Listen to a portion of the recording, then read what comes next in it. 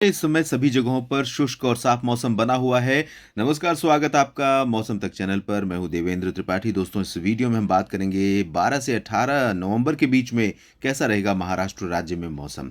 इस समय उत्तर पश्चिमी हवाएं महाराष्ट्र पर पूर्वी होकर चल रही हैं। इस तरह से मध्य प्रदेश से होने के बाद ऐसे हवाएं आ रही हैं और इन हवाओं के चलते भंडारा, गोंदिया, नागपुर और यवतमाल से लेकर वाशिम, अकोला, अमरावती, जलगांव और औरंगाबाद, अहमदनगर, जालना, औरंगाबाद यानी कि संभाजीनगर, इन सभी भागों में तापमान में गिरावट हो रही है। मिनिमम टेम्परेचर में गिरावट हो रही है। जलगांव, धुले, नंदुरबार में भी तापमान गिर रहा है। साथ ही पालघर, मुंबई तक तापमान में गिरावट यहाँ पर देखने को मिल रही है।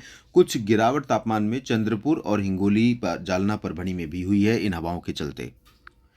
और अगर हम इस एक सप्ताह की बात करें आने वाले समय की, तो उत्तरी क्षेत्रों में इन हवाओं का असर ऐसे ही बना रहेगा, लेकिन थोड़ा-सा पीछे से यानी बंगाल की खाड़ी की तरफ से जो हवाएँ आ रही हैं, उनके चलते गढ़चिरौली और नांदेड़ या बाकी दक्षिणी हिस्से हैं, इन भागों में कुछ स्थानों पर बादल आएँगे और इन बादलों से बारिश होने की संभावना भी रहेगी।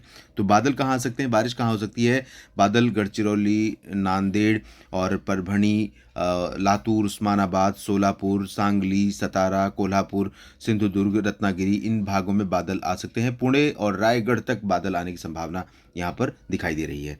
फिलहाल आज की बात अगर मैं करूं यानी 12 नवंबर की, तो पूरे महाराष्ट्र में ड्राई वेदर रहेगा, लेकिन थोड़े बहुत इलाके ऐसे हो सकते हैं साउथ के जहां पर बादल आज भी दिखाई दे सकते हैं। ये वाले हिस्से, इन भागों में बादल और पूर्वी हवाओं का असर इन भागों में हो सकता है। लेकिन जैसे जैसे हम आगे बढ़ेंगे, 13 नवंबर की बात करेंगे, तो बादलों का प्रभाव थोड़ा और आगे तक बढ़ेगा, परभणी तक बढ़ेगा, रायगढ़, पुणे तक बढ़ेगा।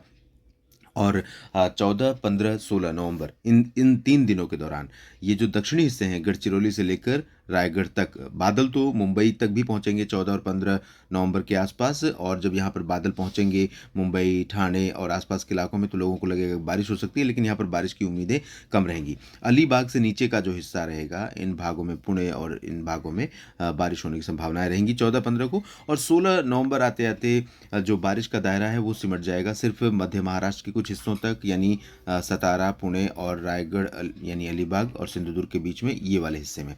बाकी जगहों पर मौसम क्लियर हो जाएगा। यानी इस तरह से मौसमी सिस्टम जो है, लो प्रेशर, वो चूंकि वेस्टर्ली मूव कर रहा है, ऐसे में पहले इधर से शुरुआत होगी पूर्वी क्षेत्रों से, और उसके बाद फिर मध्य भागों की बारी आएगी, धीरे धीरे मराठवाड़ा की, और उसके बाद फिर मध्य महाराष्ट्र की, और फिर ये कोस्टल पार्ट्स की। तो एक तरफ से बादल आने शुरू होंगे और दूसरी तरफ आगे निकल जाएंगे। इस तरह से मौसम यहाँ पर बदलाव लेता हुआ दिखाई देगा।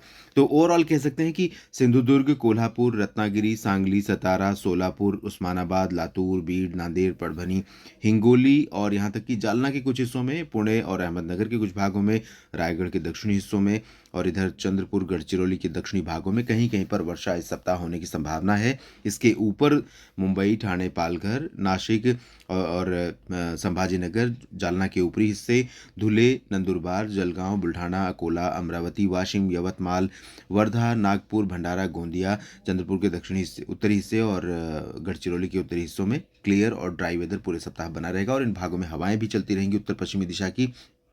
इन हवाओं के प्रभाव से दोस्तों यहाँ पर तापमान में गिरावट का जो सिलसिला है वो लगातार जारी रहेगा। तो जो अभी एवं नॉर्मल मिनिमम चल रहे थे यहाँ पर, वो अब नॉर्मल के करीब पहुँच जाएंगे, मुंबई में भी, ठाणे में भी और आसपास के इलाकों में भी। तो यहाँ पर लोगों को मौसम काफ़ी प्लेजेंटली कूल दिखाई देगा। महाराष्ट्र के साप्ताहिक मौसम के इस बुलेटिन में फिलहाल इतना ही। आप लगातार जुड़े रहिएगा मौसम तक चैनल के साथ, आपको हर बदलाव के बारे में जानकारी देते रहेंगे। धन्यवाद।